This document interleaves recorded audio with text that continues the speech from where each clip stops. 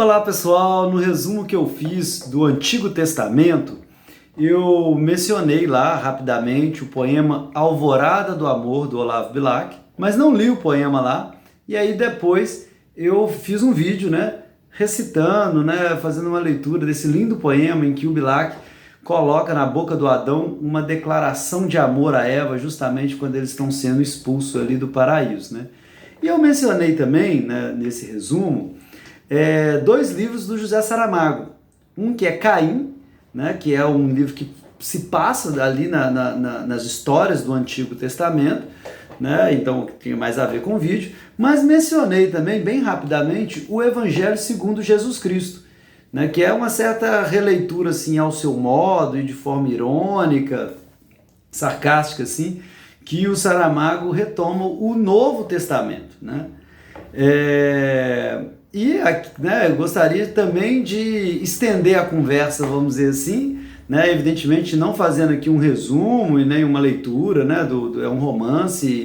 extenso, muito interessante, eu gosto muito desse livro,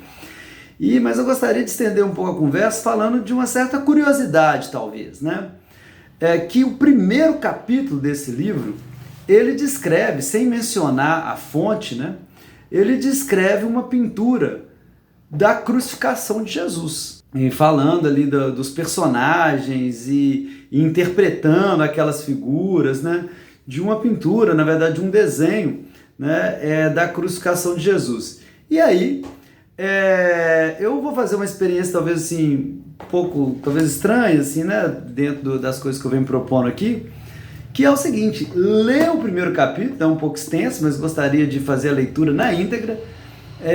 e colocando para vocês a imagem que esse capítulo comenta, que é, na verdade, um desenho do Albrecht Dürer, Dürer, não sei exatamente como que é a pronúncia,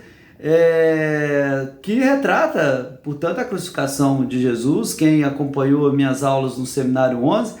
sabe que o Lacan faz um longo debate sobre as técnicas do Dürer, sobre perspectiva, o perspectógrafo que ele inventa e tal, é um artista assim, meio engenhoso, e ele retrata então a crucificação de Jesus, justamente comentada aqui de novo, com muita ironia, assim, um certo sarcasmo, assim, o José Saramago faz um comentário dessa pintura. Então eu vou fazer a leitura na íntegra mesmo do primeiro capítulo do José Saramago, tá? E aí vou colocando a imagem do Dürer aqui para a gente ir identificando os personagens, e vendo o que é os comentários aí do Saramago. Vamos lá. O Sol mostra-se num dos cantos superiores do retângulo, o que se encontra à esquerda de quem olha, representando o astro-rei, uma cabeça de homem donde jorram raios de aguda luz e sinuosas labaredas, tal uma rosa dos ventos indecisa sobre a direção dos lugares para onde quer apontar. E essa cabeça tem um rosto que chora, crispado de uma dor que não remite, lançando pela boca aberta um grito que não poderemos ouvir, pois nenhuma dessas coisas é real. O que temos diante de nós é papel e tinta, mais nada. Por baixo do sol, vemos um homem nu, atado a um tronco de árvore, cingido os rins por um pano que lhe cobre as partes a que chamamos pudendas ou vergonhosas, e os pés têm-nos assentes no que resta de um ramo lateral cortado, porém, por maior firmeza, para que não resvalem desse suporte natural, 2 pregos os mantêm, cravados fundo. Pela expressão da cara, que é de inspirado sofrimento, e pela direção do olhar, erguido para o alto, deve de ser o bom ladrão. O cabelo, todo aos caracóis, é outro indício que não engana, sabendo que anjos e arcanjos assim o usam, e o criminoso arrependido, pelas mostras, já está no caminho de ascender ao mundo das celestiais criaturas. Não será possível averiguar se este tronco ainda é uma árvore, apenas adaptada, por mutilação seletiva, a instrumento de suplício, mas continuando a alimentar-se da terra pelas raízes, porquanto toda a parte inferior dela está tapada por um homem de barba comprida, vestido de ricas, folgadas e abundantes roupas, que, tendo embora levantada a cabeça, não é para o céu que olha. Esta postura solene, esse triste semblante, só podem ser de José de Arimateia, que Simão de Cirene, sem dúvida uma outra hipótese possível, após o trabalho a que o tinham forçado, ajudando o condenado no transporte do patíbulo, conforme os protocolos dessas execuções, fora a sua vida, muito mais preocupado com as consequências do atraso para um negócio que trazia aprazado do que com as mortais aflições do infeliz que iam crucificar. Ora, este José de Arimateia é aquele bondoso e abastado homem que ofereceu os préstimos de um túmulo seu para nele ser depositado o corpo principal. Mas a generosidade não lhe servirá de muito na hora das santificações, sequer das beatificações, pois não tem a envolver-lhe a cabeça mais do que o turbante com que sai à rua todos os dias. Ao contrário dessa mulher que aqui vemos, em plano próximo, de cabelo solto sobre o dorso curvo e dobrado, mas toucada com a glória suprema de uma auréola, no seu caso recortada como um bordado doméstico. De certeza que a mulher ajoelhada se chama Maria, pois de antemão sabíamos que todas quantas aqui vieram juntar-se usam esse nome. Apenas uma delas, por ser ademais Madalena, se distingue onomasticamente das outras. Ora, qualquer observador, se conhecedor bastante dos fatos elementares da vida, jurará, à primeira vista, que a mencionada Madalena é esta precisamente, porquanto só uma pessoa como ela, de dissoluto passado, teria ousado apresentar-se na hora trágica com um decote tão aberto, em um corpete de tal maneira justo que lhe faz subir e altear a redondez dos seios, razão porque, inevitavelmente, está atraindo e retendo a mirada sôfrega dos homens que passam, com grave dano das almas, assim arrastadas à perdição pelo infame corpo. É, porém, de compungida tristeza a expressão do seu rosto, e o abandono do corpo não exprime senão a dor de uma alma.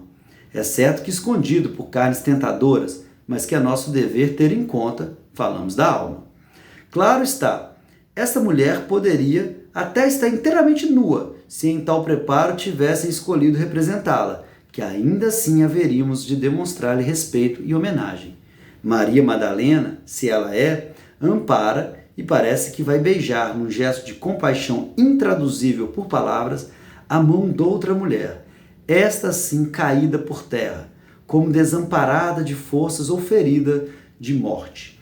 O seu nome também é Maria, segunda na ordem de apresentação, mas sem dúvida primeiríssima na importância, se algo significa o lugar central que ocupa na região inferior da composição.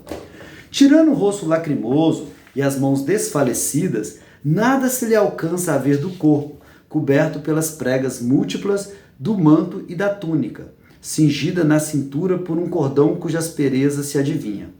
É mais idosa do que a outra Maria, e esta é uma boa razão, provavelmente, mas não a única, para que a sua auréola tenha um desenho mais complexo. Assim, pelo menos, se acharia autorizado a pensar quem, não dispondo de informações precisas acerca das precedências, patentes e hierarquias em vigor neste mundo, estivesse obrigado a formular uma opinião. Porém, tendo em conta o grau de divulgação, operado por artes maiores e menores, dessas iconografias, só um habitante do outro planeta, supondo que nele não se houvesse repetido algumas vezes, ou mesmo estreado este drama, só esse, em verdade, inimaginável ser ignoraria que a afligida mulher é a viúva de um carpinteiro chamado José e mãe de numerosos filhos e filhas, embora só um deles, por imperativos do destino ou de quem o governa, tenha vindo a prosperar em vida mediocremente, mas maiormente depois da morte.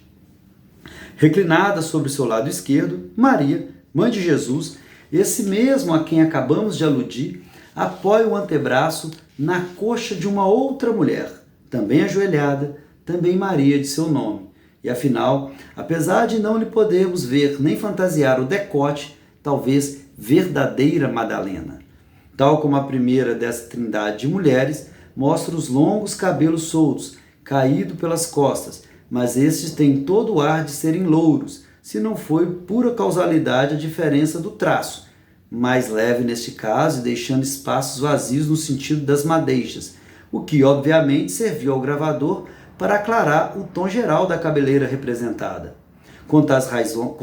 tais razões, não pretendemos afirmar que Maria Madalena tivesse sido de fato loura, apenas nos estamos conformando com a corrente de opinião maioritária que insiste em ver nas louras, tanto as de natureza como as de tinta, os mais eficazes instrumentos de pecado e perdição.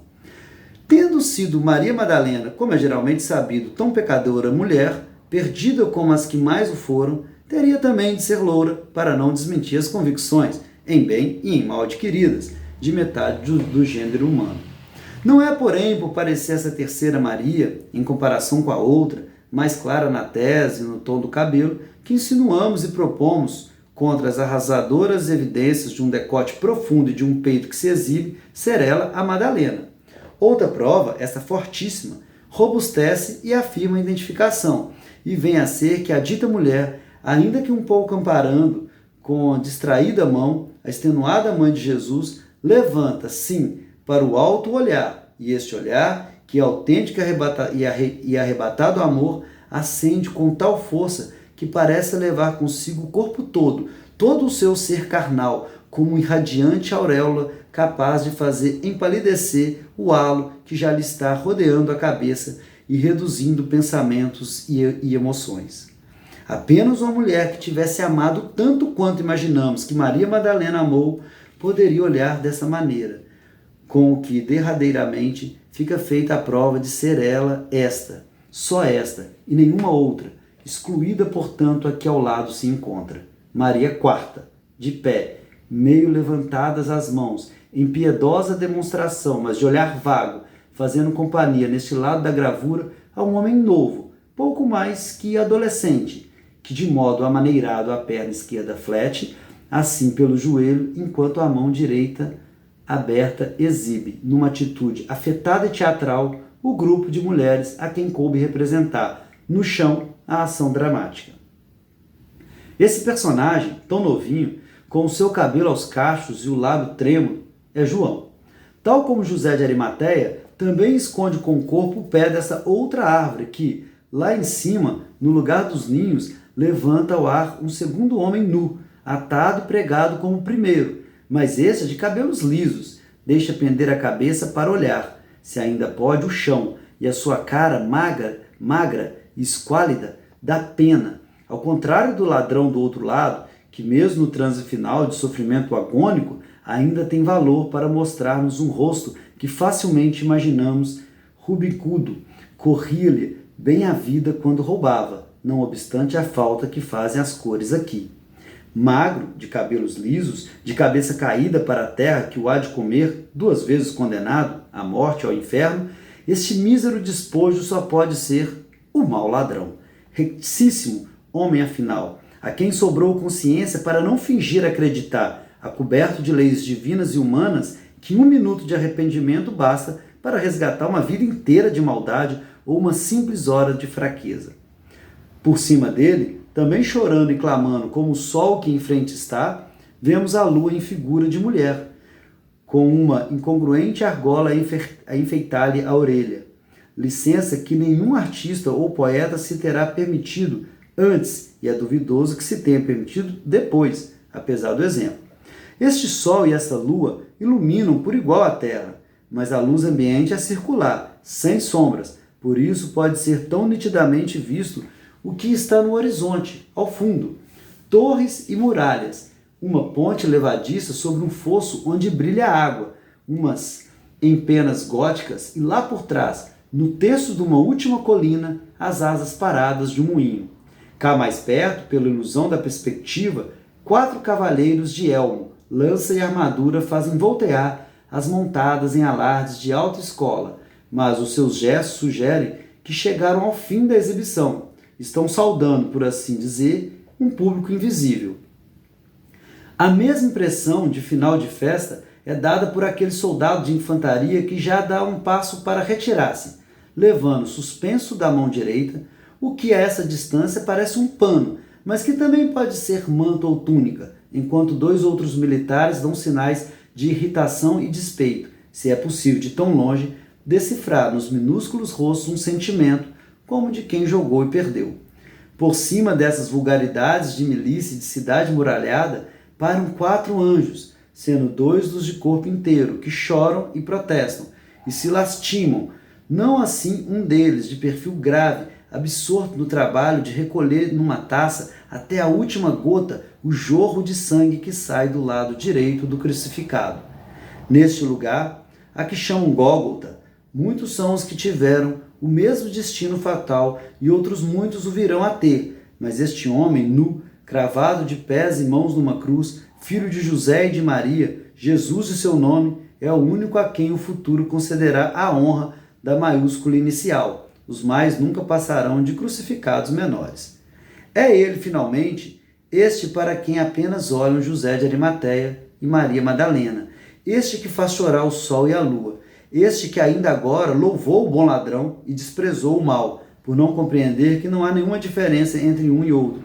Ou, se diferença há, não é essa, pois o bem e o mal não existem em si mesmo, cada um deles é somente a ausência do outro. Tem por cima da cabeça, resplandecente de 1000 raios, mais do que juntos o sol e a lua, um cartaz escrito em romanas letras que o proclamam rei dos judeus, e, cingindo-a, uma dolorosa coroa de espinhos, como a levam e não sabem, mesmo quando não sangram para fora do corpo, aqueles homens a quem não se permite que sejam reis em suas próprias pessoas. Não goza Jesus de um descanso para os pés, como o têm os ladrões. Todo o peso do seu corpo estaria suspenso das mãos pregadas no madeiro se não fosse restar-lhe ainda alguma vida. Há bastante para o manter ereto sobre os joelhos retesados, mas que cedo se lhe acabará a vida, continuando o sangue a saltar-lhe da ferida do peito, como já foi dito. Entre as 2 cunhas que firmam a cruz a prumo, como eram introduzidas numa escura fenda do chão, ferida da terra não mais incurável que qualquer sepultura de homem, está um crânio, e também uma tíbia e uma omoplata, mas o crânio é que nos importa, porque é isso o que Gólgota significa. Crânio não parece ser uma palavra, o mesmo que a outra, mas alguma diferença lhes notaríamos se, em vez de escrever crânio e Gólgota, escrevêssemos Gólgota e crânio. Não se sabe quem aqui pôs esses restos e com que fim o teria feito, se é apenas o irônico e macabro aviso aos infelizes supliciados sobre o seu estado futuro, antes de se tornarem em terra, pó e coisa nenhuma. Mas também há quem afirme que este é o próprio crânio de Adão, subido do negrume profundo das camadas geológicas arcaicas, e agora, porque a elas não pode voltar, condenado eternamente a ter diante dos olhos a terra, seu único paraíso possível e para sempre perdido. Lá atrás, no mesmo campo onde os cavaleiros executam o último volteio, um homem afasta-se, virando ainda a cabeça para este lado. Leva na mão esquerda um balde e uma cana na mão direita. Na extremidade da cana deve haver uma esponja. É difícil ver daqui. E o balde, quase apostaríamos, contém água com vinagre. Este homem um dia, e depois para sempre, será vítima de uma calúnia. A de, por malícia ou escárnio, ter dado vinagre a Jesus ao pedir ele água, quando o certo foi ter lhe dado da mistura que traz, vinagre e água, refresco dos mais soberanos para matar a sede, como ao tempo se sabia e praticava. Vai-se embora, não fica até o fim. Fez o que podia para aliviar as securas mortais dos 3 condenados, e não fez diferença entre Jesus e os ladrões, pela simples razão de que tudo isso são coisas da terra, que vão ficar na terra, e delas se faz a única história possível. Então é isso, né? É uma descrição da cena, né? Item por item, né? O sol, a lua, José de Arimateia, ou seria Simão de Cirene, né? Que foi a pessoa obrigada ali pelos romanos a levar a cruz quando Jesus não estava aguentando levar mais, né? Depois as mulheres, né? Maria Madalena, qual que seria, né, a Maria Madalena das mulheres que estão ali, João num canto, né, lá atrás os soldados que estão jogando alguma coisa, né, que é a descrição da Bíblia também, que eles apostam, né, as vestes de Jesus no jogo de sorte, né, aquele que ofereceu, né, o vinagre quando Jesus pediu água, os 2 ladrões, né, que estão ali crucificados ao lado de Jesus, João, né? Enfim, tem toda a composição da cena comentada, né, com essa ironia, com essa acidez assim, típica do José Saramago. E eu acho uma abertura de livro fantástica, né, ele já colocando num desenho assim, o seu olhar, e o resto do livro vai ser isso, né? Ele colocando, imprimindo o seu olhar crítico, irônico, sarcástico, assim, à história do Novo Testamento, né? Então ali a crucificação de Jesus, né, nesse lugar que chama Gólgota mesmo, né, crânio, caveira, né, esse morro que ele foi ali crucificado, né? Então é isso, só uma colaboração assim, né, para quem conhece esse primeiro capítulo, né, do livro, mas que às vezes não faz a ligação, ou pelo menos não detalha assim, né, os elementos, né, um por um ali. Então vou fazer uma edição para deixar, né, em cada trecho, né, em destaque